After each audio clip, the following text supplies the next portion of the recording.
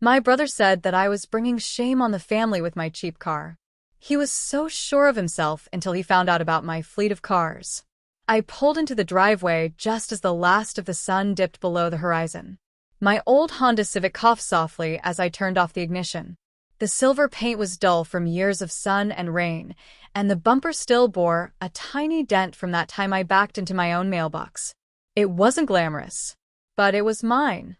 Before I even reached the front steps, I heard my brother's voice cut through the air like a judge's gavel. "Emma, seriously? Are you still driving that thing?" I sighed and turned to face him. Mark stood tall in his crisp button-up shirt, his luxury SUV gleaming behind him like an accessory he wore to prove a point. I forced a smile. "It still gets me where I need to go." "Yeah, but where exactly is that?" "The thrift store." His smirk deepened as our cousin Victoria joined him, laughing far too loudly. They didn't get it. They never did. We walked inside to find the rest of the family already gathered in the living room. My father sat in his favorite leather armchair, flipping through a business magazine. When he saw me, his eyes scanned me from head to toe, and then flicked to the keys in my hand. "You're late," he said, not bothering to hide the disappointment in his voice. "You know what time we start dinner?" I wanted to snap back. Instead, I nodded. Sorry. Got caught in traffic. The meal passed like most family dinners did, with Mark talking about his latest investment property, Victoria bragging about her fashion boutique, and me trying to stay invisible. Until the moment my father asked, "So, Emma, what are you working on now?" "I'm running an education program," I said, straightening in my seat. "It's for underprivileged kids in public schools, coding, digital literacy, that kind of thing." There was silence. The kind that cuts deep. Victoria blinked at me. "Wait, like for free?" Mark chuckled. "You're still playing Charity Fairy?" "It's not charity. It's impact. And I get funding from—" "From where?" my father interrupted. "Because what I see is someone who doesn't take herself seriously. Look at your car. Look at your clothes. You think the world's going to respect you looking like that?" I stared at my plate, blood rushing to my cheeks. "Maybe," Mark added, "if you stopped embarrassing the family with that Civic, people would take you seriously. Or at least stop thinking you're broke." That did it. I stood up slowly, placing my napkin on the table with a calmness I didn't feel. "You want to see what taking myself seriously looks like?" "What's that supposed to mean?" Victoria asked, still chewing on a bite of steak. I looked directly at Mark. "Follow me." Mark followed me outside, still tossing smug comments. "You gonna show me your new coupon collection? Or maybe you finally got a bumper sticker for that thing. I break for pity?" I didn't answer. I walked past the Civic through the side gate and into the backyard, where a small standalone building stood. My converted garage. I punched in the code and opened the door. The lights flicked on. Mark stopped short. There they were, a silver Aston Martin Vantage, a matte black Lamborghini Huracan, and tucked in the corner, a deep blue Tesla Roadster charging silently. On the far wall, custom cabinets, tools organized to perfection, and polished floors that gleamed under the LEDs. Mark's mouth hung open. What is this?" he whispered. "My garage," I said simply. "Paid in full. No loans. No leases. Just smart reinvestments, scalable tech, and years of silence while you laughed." "But how?" "Remember all those pointless tech programs I ran?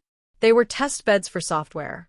Software I sold to major educational platforms, school districts, and, most recently, a federal agency."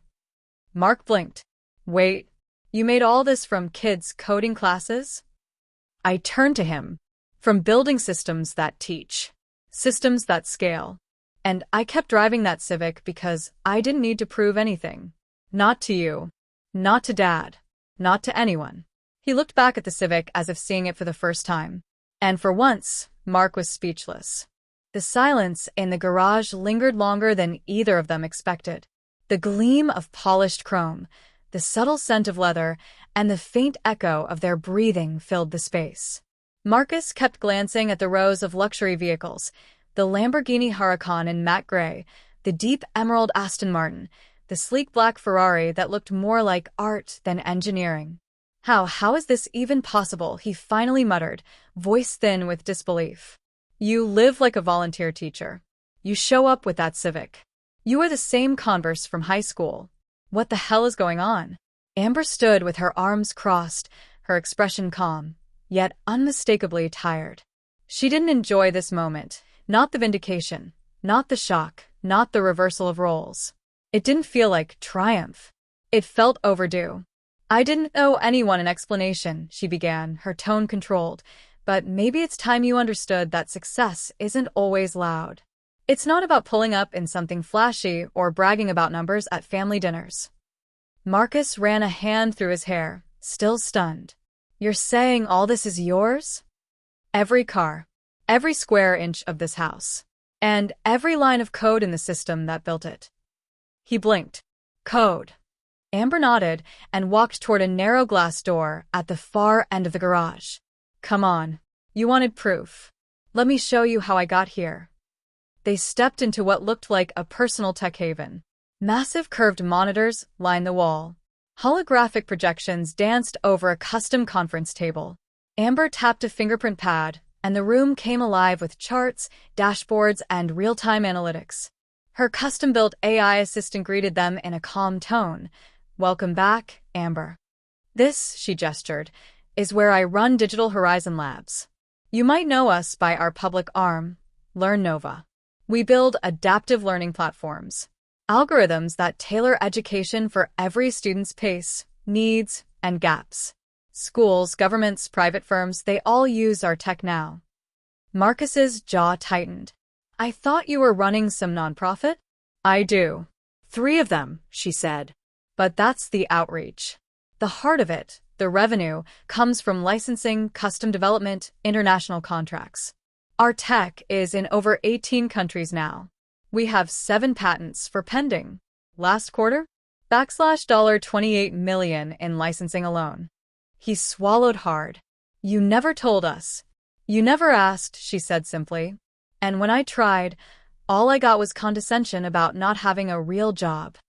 So I stopped explaining. There was a pause. Then Marcus asked quietly, why keep the Civic? Amber smiled. Because I like it. It reminds me of who I was before any of this. And sometimes, driving something humble teaches you who's actually paying attention and who's just judging by the hood ornament. Marcus chuckled nervously.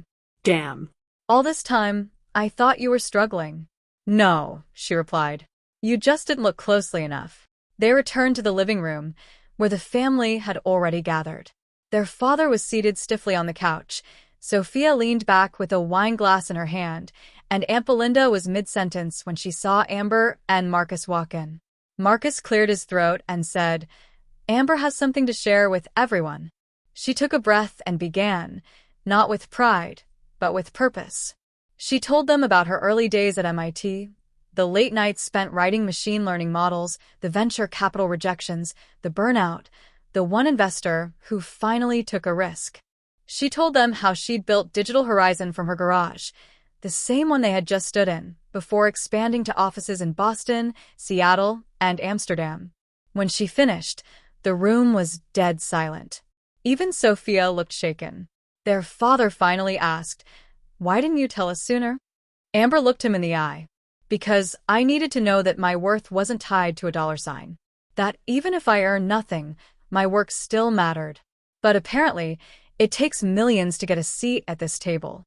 Her voice didn't shake, but her heart did.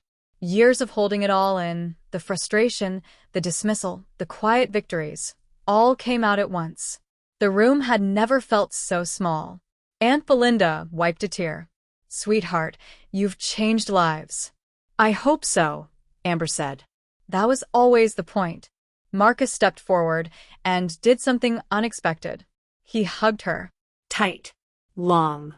I'm sorry, sis, he whispered. You didn't deserve any of that. Amber didn't reply. She just closed her eyes for a moment, letting herself breathe for the first time in years. I knew Dad would come. He wasn't the kind of man to sit still when his family narrative got flipped upside down. By the time the sun dipped low and painted the sky in gold and crimson, I heard his footsteps on the gravel. Purposeful. Heavy. I opened the door before he even knocked. He looked older than I remembered, or maybe it was just the first time I was seeing him without that invisible filter of needing his approval. "Amber," he said curtly, "we need to talk." I nodded and gestured toward the living room, but he didn't follow. His eyes drifted past me to the open garage door and the line of polished machines inside. "That yours?" he asked, still standing on the threshold. "Every one of them," I said calmly. He stepped inside, like he was entering a museum. His eyes swept over the Lamborghini, the Aston, the rows of tool chests and diagnostic gear. He didn't speak for a while. "This is not what I expected," he finally muttered. "You and everyone else," I said softly. We sat at the kitchen table, the same one I'd bought at a second-hand shop 10 years ago. I hadn't changed it. Not because I couldn't, but because I remembered eating ramen on it while coding until 3 a.m. It reminded me where I came from.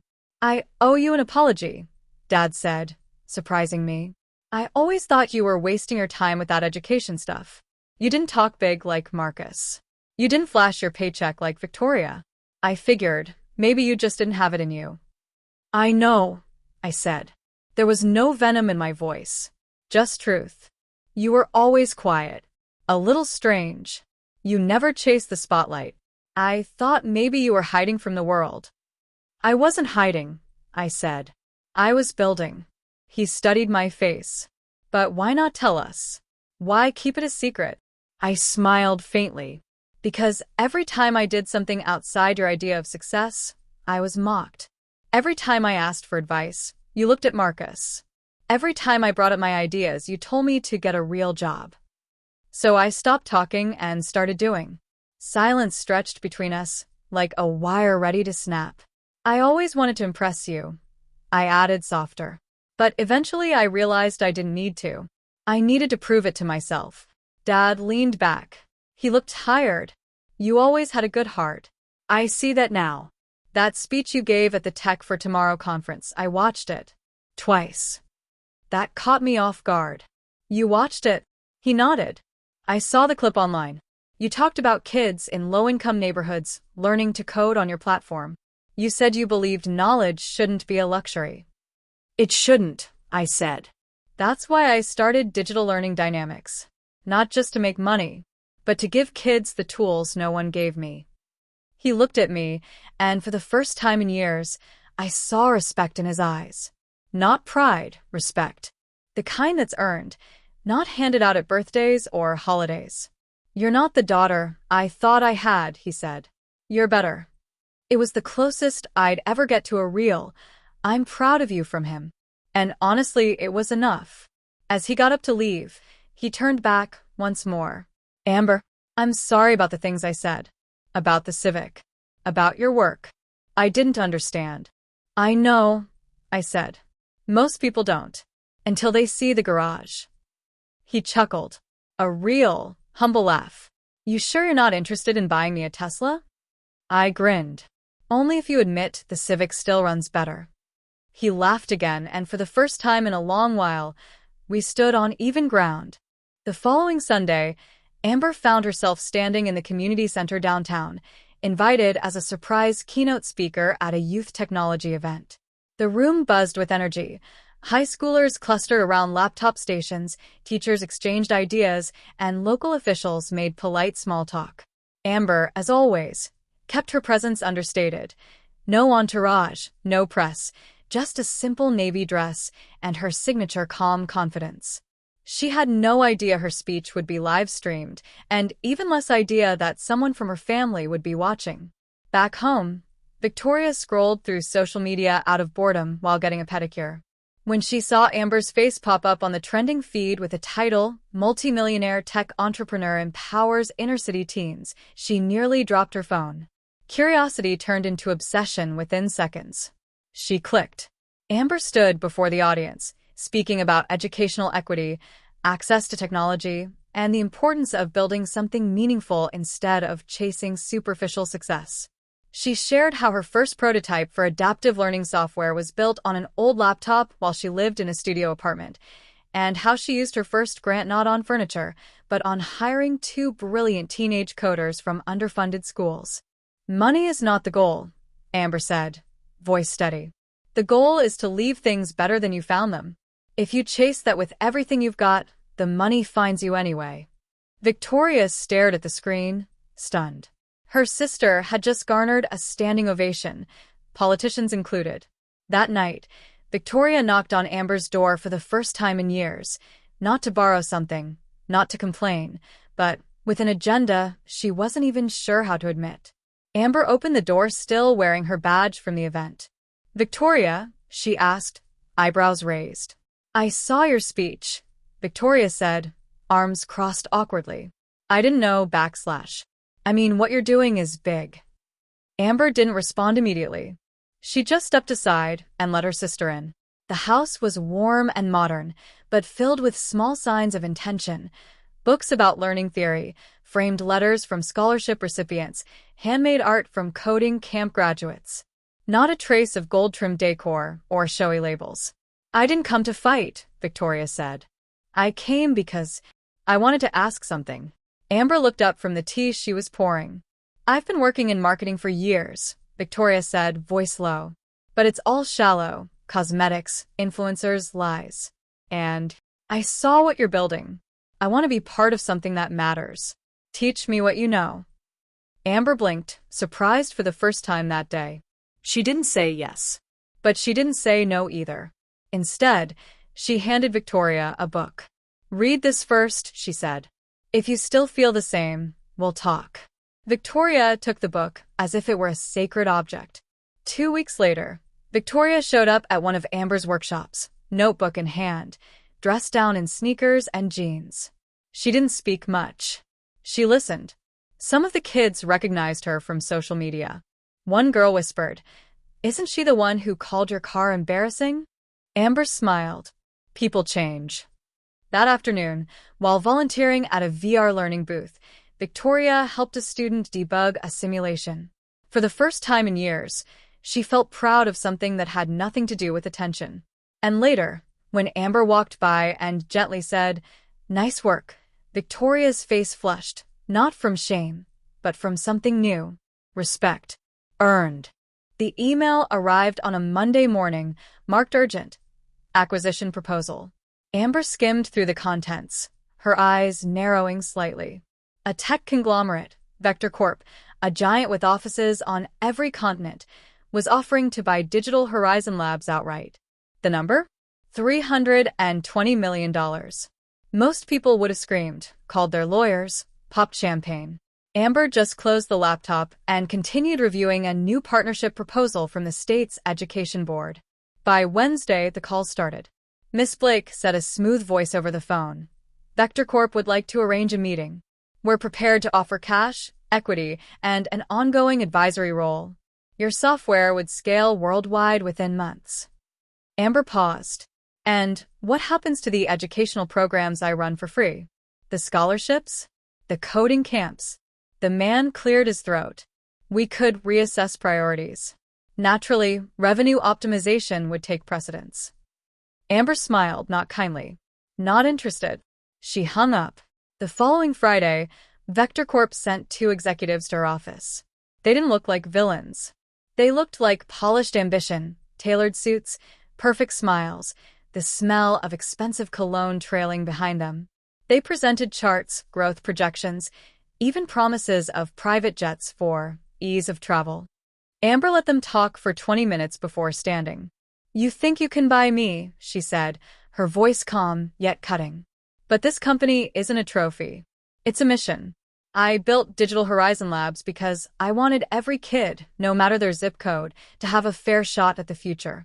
You can't put a price tag on that." The taller executive shifted uncomfortably. "Miss Blake, we respect your passion, but think about what this money could do for you." Amber tilted her head. "I am thinking. And I realize the only thing this money would do is give you control over what I created." She pointed to a photo on the wall. 3 kids in matching t-shirts holding laptops, grinning ear to ear. "They're why I built this. Not so someone could squeeze every penny from schools that can barely pay for textbooks." The room went silent. The executives exchanged glances, then gathered their documents. One of them muttered, "You're walking away from life-changing money." Amber's lips curved in a faint smile. My life already changed. The moment I stopped measuring success by the size of my bank account. That evening, Victoria dropped by. She'd heard about the meeting from Marcus, who still struggled to process how his little sister with the junky car had become the kind of person who turned down hundreds of millions.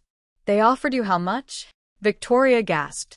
"320, Amber said, sipping tea. "Plus shares and perks." Victoria sat down, jaw hanging open. "And you said no? Are you insane?" Amber laughed softly. "Not insane. Just clear about what I want." Victoria shook her head. "If someone offered me that much, I'd be on a beach tomorrow." "That's the difference between us," Amber said, gently but firmly. "I'm not building this for me. I'm building it for them." She nodded toward the letters on the table. Thank you notes from students, photos from coding camps, signed team hoodies from mentors. Real proof of impact. Real proof of why. For a moment, Victoria was quiet. Then she said, "Maybe I need to rethink what I'm chasing." Amber smiled. "Maybe you do." I was in the middle of reviewing a contract when I heard a hesitant knock on the garage door. It was Marcus. He looked oddly out of place, his usual swagger swapped for uncertainty. His tie was loosened, and he carried a notebook like a student arriving late to class. "I was wondering," he said, glancing around at the rows of polished metal, "if you had a minute." I raised an eyebrow. "You sure you're in the right place? I'd hate for my Civic to embarrass you again." He winced. I deserved that. Silence hung between us for a second. Then he added, "I've been thinking about what you said and what I saw." He looked toward the Ferrari. "You could have flexed on all of us years ago, but you didn't." "Why?" I leaned back on the workbench. "Because I never needed to." He nodded slowly, then sat down across from me. "I want to understand. You're my little sister, and somehow you're light years ahead of me. I used to laugh at your projects. Now I can't stop thinking about them." His voice cracked slightly. "That Pentagon deal, the educational AI. You're building something bigger than any of us imagined. And I was too blinded by appearances to see it." That admission carried more weight than any apology. "You built something that matters," he continued. "I want that. I want to stop chasing status and actually create something with purpose. I want to learn from you." It was the last thing I expected to hear from him, but I saw the sincerity in his eyes. So I handed him a laptop. "Open the file labeled Pilot 3/_Niger State." He frowned. "Is this another government contract?" No. "It's a school district in Nigeria. One of our toughest deployments." He opened the file. Diagrams, heat maps, graphs, all detailing real-time usage and impact. "Those aren't just numbers," I said. "Those are kids logging in at 2 a.m. because it's the only time the shared device is available. That spike in reading comprehension? That's 1,200 students in villages with no prior tech exposure." He was silent, scrolling. "And that drop-off there," I pointed, "was when the solar panels failed. We learned. We built better. That's the work. That's the mission." He looked up at me. This is what matters, huh?" Yep. Not the garage. Not the cars. Not the parties. I studied his face. It wasn't the old Marcus anymore. "I'll mentor you," I said finally. "But not if you're doing this for a PR refresh. If you want in, you start from zero. No shortcuts." He nodded. "Where do I start?" I smiled. "Data cleaning. Mondays and Thursdays. You'll love it." He blinked. "Wait, you mean spreadsheets?" Welcome to education tech. Later that week, I saw him at the kitchen table, hoodie on, hair a mess, surrounded by printouts and tabs. "Your Civic still runs?" he asked, grinning. "Better than your ego," I shot back. But inside, I was proud. Because for the first time in years, my brother wasn't trying to impress anyone. He was learning. And that was everything. When Emma offered Marcus a position at Digital Learning Dynamics, she made one thing clear. This isn't a handout. You'll start like anyone else and you'll rise or fall based on merit. Marcus, full of confidence, brushed it off. I've got an MBA. How hard can this be? It didn't take long to find out. His new title, Strategic Partnerships Associate, sounded impressive, but it came with no corner office, no assistant, and definitely no shortcuts. On his first day, a woman from HR handed him a thick onboarding packet and said plainly, "Everyone knows you're Emma's brother. That won't help you here. KPI is king." The first 2 weeks were brutal. Marcus fumbled through project management tools he'd never used. He mixed up educational tech jargon during a client pitch, confused a public school client with a private partner, and once sent a quarterly report with incorrect metrics to the VP. Emma didn't swoop in to save him. She let him flounder. One night, after everyone had left the office, he walked into Emma's corner, tired, frustrated. "I'm drowning here," he muttered. Emma looked up calmly. "Then learn to swim. Or leave." Then softer, she added, "Don't expect a seat at the table until you've earned it." It hit him harder than any investor rejection ever had. That night, he stayed in the office until nearly midnight, rereading training manuals and watching internal case study videos. The next morning, he was back before 7 a.m., coffee in hand, quietly reviewing his previous mistakes. He swallowed his pride and asked younger team members for help. It was humbling, but slowly things began to shift. He noticed patterns in client data. He reworked a failing regional partnership and proposed a community-based model that was later adopted in 3 states. The head of field expansion sent him a short email. "Impressive insight, Marcus. Let's discuss this model further." He kept that email pinned to his desktop like a medal. The real turning point came during a Friday afternoon visit to the R/&D lab behind Emma's house. He found her there with a 12-year-old girl named Carla, who was smiling and navigating a gamified math app. "She has ADHD," Emma explained. "Traditional classrooms couldn't keep up with her pace. Our adaptive system builds her curriculum in real time, based on how she thinks, not how she's expected to think." Marcus watched in silence as Carla mastered a new concept. Her face lit up. He stepped outside, leaned against the wall, and closed his eyes. That was the moment it all clicked. This wasn't just business. It was transformation. Over the next 3 months, Marcus's unit showed a 21% increase in partner attention. He wasn't a star yet, but his coworkers started greeting him by name. He no longer introduced himself as Emma's brother. He didn't need to. Emma noticed, but said nothing. Instead, she left a single post-it note on his desk. "You're doing good work. Keep going." That was all the praise he needed. For the first time in his life, Marcus wasn't just trying to look successful. He was becoming someone truly worthy of the mission. The gala hall buzzed with anticipation. It was the 5-year anniversary of Digital Learning Dynamics, and Emma stood at the edge of the stage in a sleek black dress, watching as her team mingled, networked, and laughed over glasses of champagne. Screens displayed infographics of global impact. Over 90,000 students reached, 62 innovation hubs built, partnerships with 27 countries, and nearly $150 million in educational grants awarded. But for Emma, tonight wasn't just about metrics. It was about Marcus. He stood backstage, shifting nervously in a tailored suit Emma had picked for him herself. 6 months ago, he had humbly accepted her invitation to join DLD's outreach and strategy division. It hadn't been easy. His first week was full of silence, humility, and long hours studying the very systems he once mocked. But Emma had noticed his quiet transformation, the late-night reports, the team leadership, the way he stood up for a junior analyst during a tense board meeting. Now, he was here to present a community initiative he'd spearheaded, one that would create scholarship pipelines from underserved schools directly into STEM programs developed by DLD. "Are you ready?" Emma asked softly, stepping beside him. He looked at her, and for the first time, she saw none of the pride or posturing, just sincerity. "I think I finally am." He stepped onto the stage to warm applause.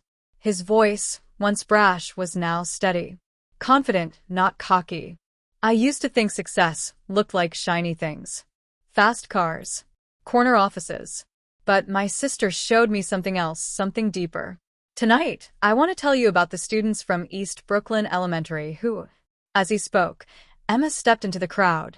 Their father sat near the front, wiping his eyes beneath thick-rimmed glasses. Victoria, for once, wasn't checking her phone. She had actually taken a seat on the DLD design board and had recently overseen the redesign of Emma's lab in San Diego. Emma slipped into a chair beside their dad. She always was the quiet one, he whispered. Turns out she was just focused. Emma leaned her head on his shoulder, just for a moment. Later that evening, after the speeches and standing ovation, the siblings gathered on the rooftop balcony. The skyline glittered around them. Champagne glasses clinked gently. To the Civic, Marcus said with a smirk. Still in the garage? Emma grinned. Front and center. Right next to the Aston. They all laughed. Victoria added, I thought all this tech stuff was just a phase. But Emma, you've changed the way we see education. You've changed the way we see you. Emma nodded, humbled. I just want to leave something better than what I had. Marcus raised his glass again. You already have. You left us better. That night, Emma sat alone in her home office after everyone had gone. She looked at the framed photo of her and her late mentor, Dr. Lyle Chung, the man who first taught her code and once told her, "Build something that outlives you." She looked out the window at the twinkling lab lights and whispered, I did, Lyle. And I'm not done. Because legacy, Emma realized, wasn't about being seen. It was about making others visible. And that was worth more than any Ferrari.